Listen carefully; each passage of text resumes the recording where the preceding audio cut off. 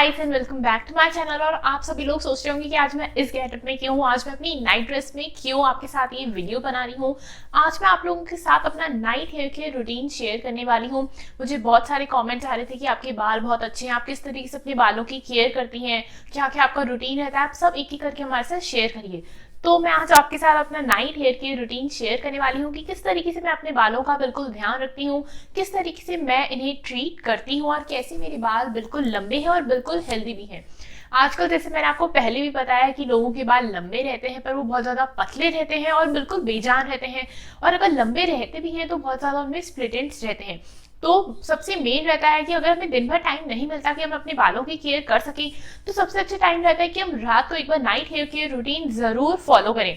कहीं भी इसमें हमें बाहर जाके कुछ भी सामान लाने की जरूरत नहीं है, कोई भी पैसा इन्वेस्ट करने की हमें इसमें जरूरत नहीं है। बहुत ही कुछ इजी से स्टेप्स है जो मैं नाइट में फॉलो करती हूँ अपने बालों के लिए, और उस वजह से आज मेरे बाल बिल्कुल लंबे हैं और बिल्कुल सिल्की एंड शाइनी भी है।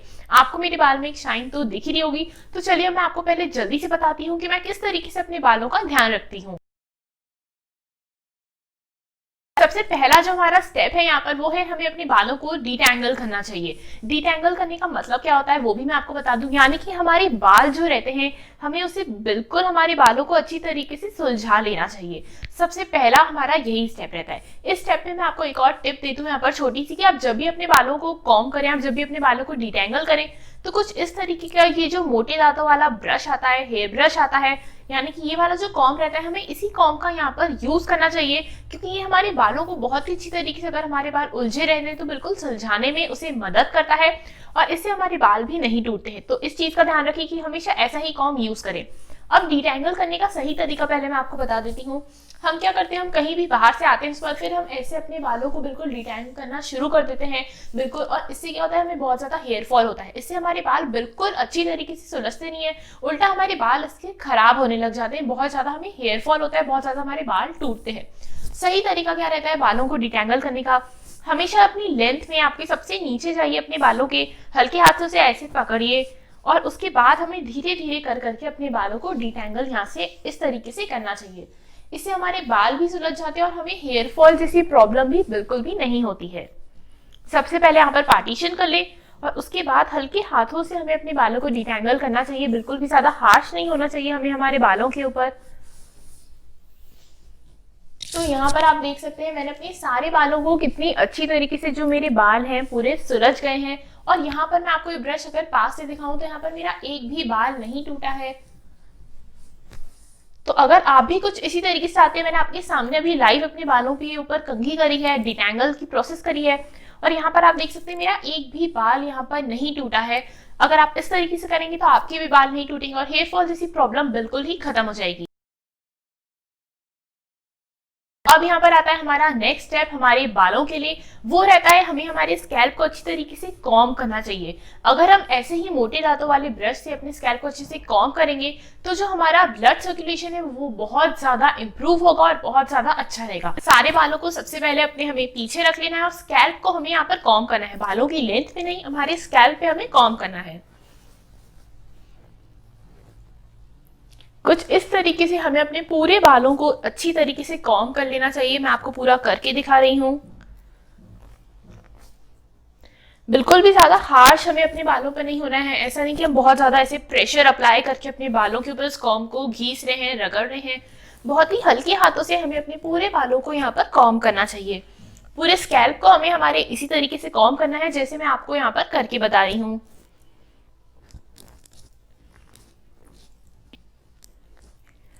कम से कम रात में इस प्रोसेस को आपको 10 से 12 मिनट के लिए करना है, अगर आप भी चाहते हैं कि आपके बाल बिल्कुल लंबे रहें और बिल्कुल हेल्दी रहें। मेरे बाल तो आपको मैं वापस से दिखा रही हूँ कितने ज्यादा लंबे हैं, और बिल्कुल ऐसा नहीं कि मेरे बाल बिल्कुल पतले हैं, बहुत ज्यादा इनमें एक नेचुरल शाइन है और बहुत ही ज्यादा ये अच्छे हैं। तो ये था हमारा यहाँ पर सेकंड स्टेप कि किस तरीके से हमें अपने बालों को, हमारे स्कैल्प को मेनली हमें कॉम करना चाहिए। अगर हम जब भी अपने बालों पर इस तरीके से कॉम करते हैं तो हमारा ब्लड सर्कुलेशन बहुत ही ज्यादा अच्छा हो जाता है। अब अब यहाँ पर चलते हैं हमारे थर्ड स्टेप की तरफ, और हमारा थर्ड स्टेप ये कि हमें हमारे स्कैल्प को बहुत ही अच्छी तरीके से मसाज करना चाहिए। मसाज करने से भी हमारा ब्लड सर्कुलेशन बहुत ज्यादा इंप्रूव रहता है, और हेयर ग्रोथ के लिए सबसे मेन यही रहता है कि हमारा जो ब्लड सर्कुलेशन है वो बिल्कुल इंप्रूव हो। मसाज आप चाहें तो आप इस तरीके से भी अपने बालों के, अपने स्कैल्प की बहुत अच्छी तरीके से आप हल्के हाथों से मसाज कर सकते हैं। अगर आपके नेल्स लंबे हैं तो इस चीज का ध्यान रखें कि सिर्फ अपने फिंगर टिप्स की मदद से मसाज करें, इससे आपके बाल और भी जल्दी ग्रो होंगे और हेयर फॉल जैसी प्रॉब्लम भी आपको बिल्कुल भी नहीं होगी। करके बताती हूँ मैं आपको। इस तरीके से हमें हल्के हाथों से अपने बालों को पूरी टाइम मसाज करते रहना चाहिए।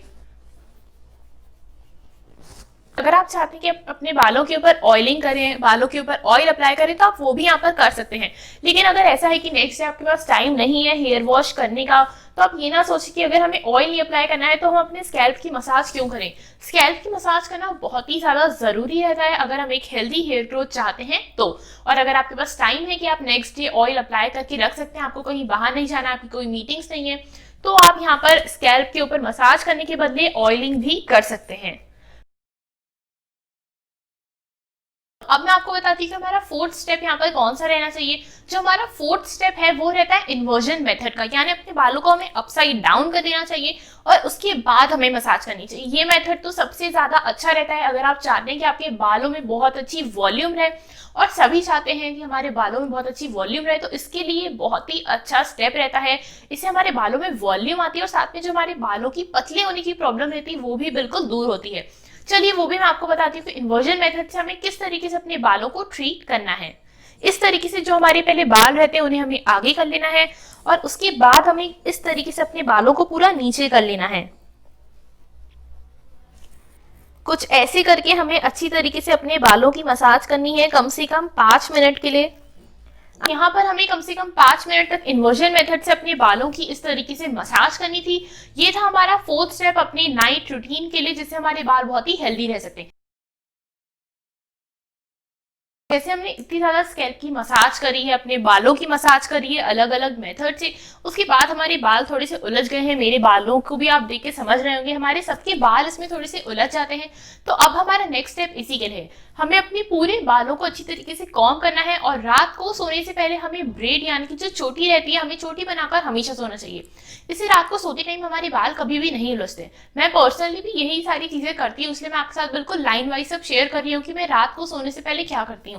रात को सोने से पहले कम से कम 15 से 20 मिनट आप खुद के लिए रखें, और इतना टाइम अपने बालों को हमें हमेशा देना चाहिए ताकि हमारी हेयर ग्रोथ भी बिल्कुल अच्छी हो सके। तो नेक्स्ट स्टेप के लिए यहाँ पर हमें अपने पूरे बालों को अच्छी तरीके से कॉम कर लेना है, और उसके बाद हमें चोटी बनाकर सो जाना है। अगर आप चाहें तो आप एक चोटी भी बना सकते हैं, आप अगर 2 चोटी बनाना पसंद करते हैं तो आप वो भी बनाकर रख सकते हैं। मैं भी रात को चोटी करके सोना ही पसंद करती हूँ, क्योंकि इससे रात को मेरे बाल बिल्कुल भी नहीं उलझते हैं।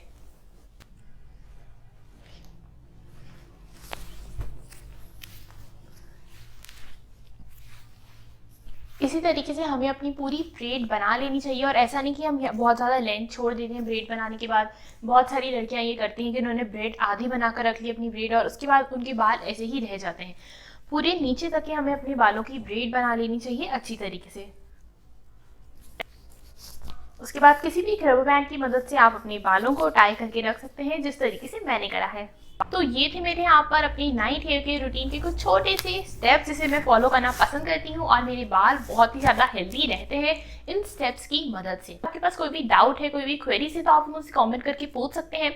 और आप लोग मुझे इंस्टाग्राम और फेसबुक पर भी फॉलो कर सकते हैं, वहाँ भी मैं आपके सारे रिप्लाईज करती हूँ, और वहाँ पर आपके मन में जो भी डाउट रहता है और वहाँ पर आप मुझसे बात भी कर सकते हैं। तो मुझे जल्दी से जाकर वहाँ पर भी फॉलो कर लीजिए। सारी लिंक मैं आपको नीचे डिस्क्रिप्शन बॉक्स में दे दूंगी, तो उसे चेक करना बिल्कुल भी ना भूलें।